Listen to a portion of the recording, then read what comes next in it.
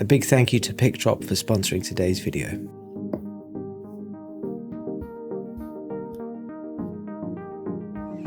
There we go. How's it? We're back in the kitchen once again because I've got a 50th birthday party on the weekend. It's mine and my wife's that we are catering for. I'm doing most of the cooking. I've got a friend who's, even as we kind of maybe speak, but after you've seen the video, she'll already be here. So just kind of a weird time-lapse thing, is flying over from America to celebrate with us. We've got a whole bunch of guests coming.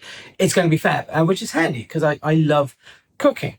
Now, it's interesting that none of these knives and the bits and the bobs really influence how much I do or don't cook. I have a Canon 6D Mark II because I'm an idiot.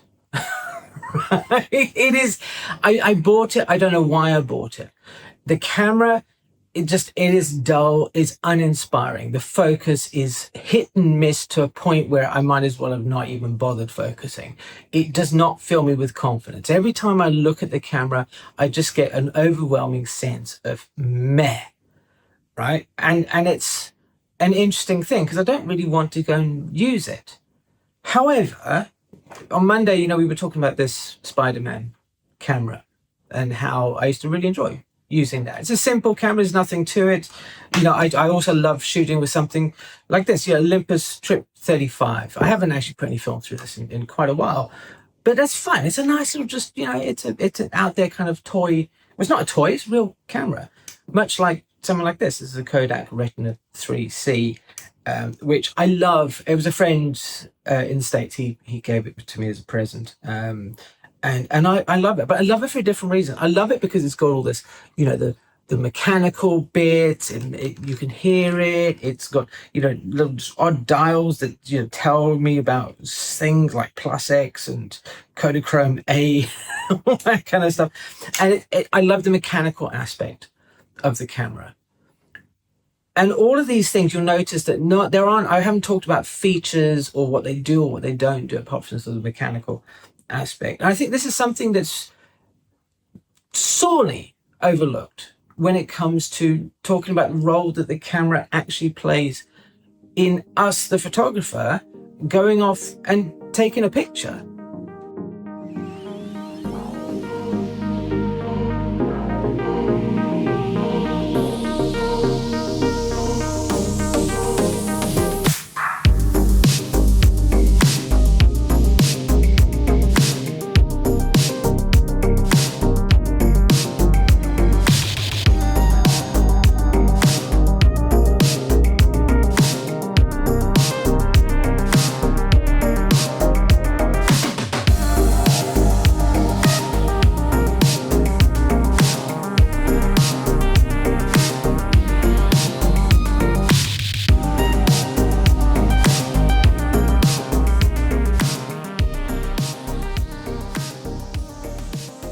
So I'm sitting down now because all this standing up, I'm preparing myself for the onslaught that is to come in terms of all this catering. But somebody was asking me the other day about this print. It's not a Japanese silk screen or something. It's a tea towel. It's a tea towel that my wife really liked. And she thought, well, I'll get it framed. And I was like, But it turns out it's really cool. I dig that. I've got this book here, The History of Photography in 50 Cameras. Long-time viewers will sort of remember, I used to be like, there's nothing to do about gear. We're not talking about gear. But I think we should consider, at least, cameras and the role that they play in photography. That 6D Mark II, I don't want to go and take pictures with it. It doesn't do anything for me. But if I look at this, this Hasselblad here, this is actually a 1600F. But I look at a Hasselblad, it just makes me want to pick one up. If I look at, this is my first camera, the Canon A1, which was stolen in Edinburgh. Yes, stolen. Boo, Edinburgh. Right? And I look at that and I go, do you know what? I would love to get that. Maybe the Canon one, there's a sense of nostalgia. That it sort of would go, oh, well, back when I was young and I didn't have grey hair and things of that nature. But I think this is something that people don't really consider when they are thinking about buying a camera.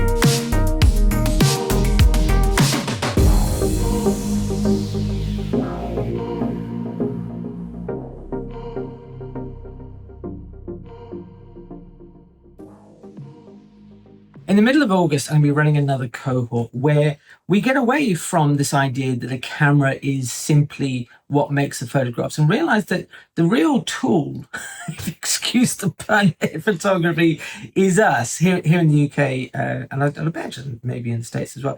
You can use the word tool to talk about an idiot. Right? So the real tool in photography is me. And so it's about us seeing the world as photographers.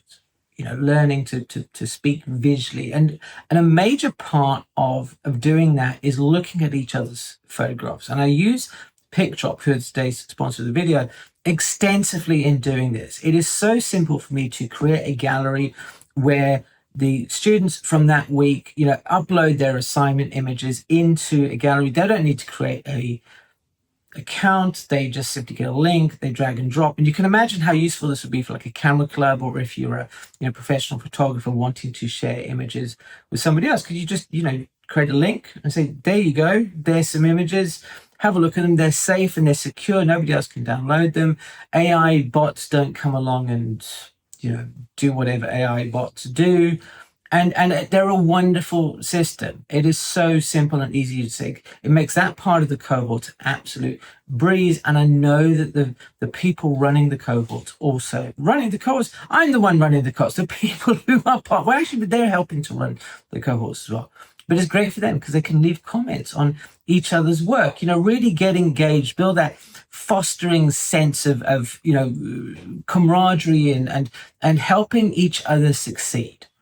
And so PicDrop is a major part of that. And I really would encourage you, please, to support them like they support the channel here as well. If you're interested in PicDrop and the cohort, there are links in the description box below. God, it's like we're doing a tour of the house here, isn't it? It's welcome to our scullery. And the reason we're down here is because I keep my tools in a little workshop down there. Now, this is a drill, fairly obvious. I think we're all on board with that one. And this is a hammer. If I had a hammer, I would hammer the world, right? And the reason the reason I'm throwing all these around on the screen is because in the past, I've talked about the camera is just a tool. And I think that's too much of a blunt analogy, that it makes out like the camera doesn't matter. When of course it does. If I want to drill a hole, using a hammer is it's not going to get me very far. And of course, if I want to tighten a washer, going with the drill, it's not going to get me very far, is it? Right. So there needs to be some nuances in here. Now, recently, I've been, as I said, thinking about getting medium format camera for some portraiture and work and film. I think that I should probably clarify that point. But I'm also looking at getting a 4K compact to do some video with, and I've been looking at reviews, and throughout that it's all very technical orientated. It's saying, well, this is the Bosch PSB 1800 Li2 with the 1.5 amp hour battery to it, and it's got a certain amount of revolutions per second and amount of torque that you could put into it. And that's often, I think, how people compare cameras. But I did notice, which I was quite pleased about, that there are some reviewers, I think it was Petapixel, who they talked about the fun aspect. Does this camera make them want to pick it up and take pictures? I think this is the thing, if you're looking at buying a camera, it's comforting to look at the specs and say, well, this one's demonstrably better than the other one and what have you. But if you don't want to use it, then it makes no difference.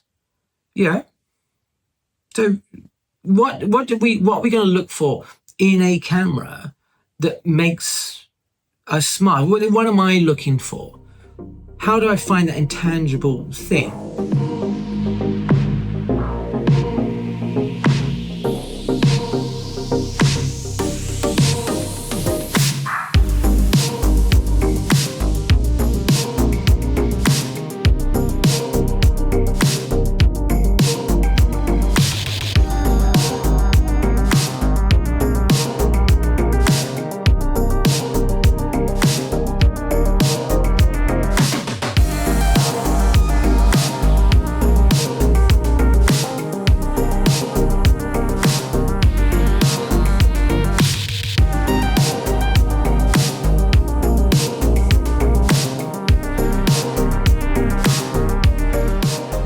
Okay, so we've got this magic camera that may or may not exist in the world that I'm looking for. So what is it that I want? I want the simplicity of these two. Just an ability to, just get out there and take photographs without really worrying too much about a flood of menus and things of that nature. So I think in that case, I start to see why the medium format, maybe the old analog stuff, is appealing to me, because I'm not being confronted with a raft of menus and options that realistically I don't need a fraction of them. I only need a fraction of those. I think the modern cameras are just too complicated. They're trying to be too many things. And I personally find that overwhelming, because I'm having to dig through multiple menus to try and fix something that I maybe have maybe made a mistake with earlier on. Now then there's something like this. Okay, so there's retina. This has got that mechanical process. I love this idea. I can't stress this enough. That's why I used to love my old screw thread Leicas and what have you. You may have noticed that throughout this, I'm talking about I used to, because once again, I am a tool. I am an idiot. I have sold, over the 30 odd years that I've had all these cameras, all of them, because I'm a twit. And of course now, they say you only want what you do not have. And I think that's the sort of thing. So I'm kind of looking for that simplicity, that ease of use, the feel that it's actually a well-made camera. There's this bit of heft. This is the same size as this, roughly. This weighs considerably more, and I find that comforting. It's like wine bottles. Did you know that wine bottles are heavier than they need to be, because that makes you think that they're expensive? See, studious marketing stuff going on here. You learn all sorts of things here. But yourself, if you're looking at buying a camera, what's important to you? What things make you smile? Look who we found. Hello, Pooh. He was padding around here in the dining room, and thought, wow, let's go give him a cuddle, because he's getting on a bit, isn't he?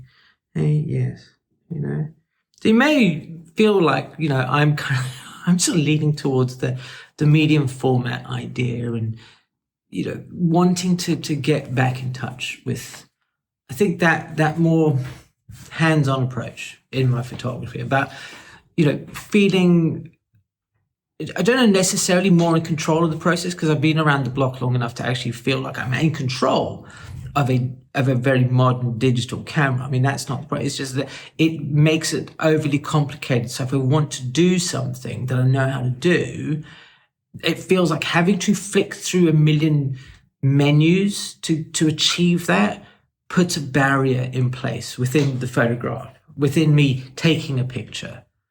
And that annoys me. Come on, man. He's going to jump over in a second. He's going to put his claws in my lap, and then ow!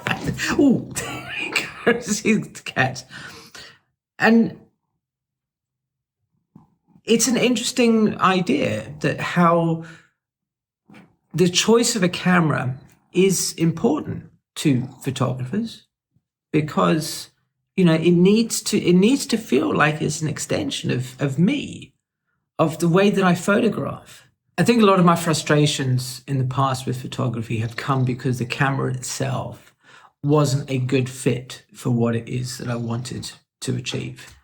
And it's only now, looking back, that I go, okay, well, I'm actually going to lean heavier into the aspects of a camera that really make me happy, make me smile, make me want to use it. Because there's no good having a camera if all it does is just sit in a camera bag, taunting you with its awfulness, like the 60 Mark II. You know, that's one thing. I'm sorry, Canon. I am a big fan of Canon, but that camera, at least the one I have, is junk.